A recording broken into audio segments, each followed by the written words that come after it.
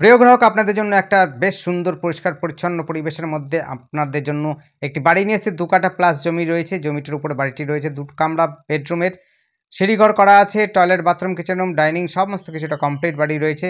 দুটো রাস্তা রয়েছে, কর্নার প্লট এটি বলতে পারেন। এই রাস্তাটি হচ্ছে ১২ থেকে ১৪ ফুটের রাস্তা রয়েছে।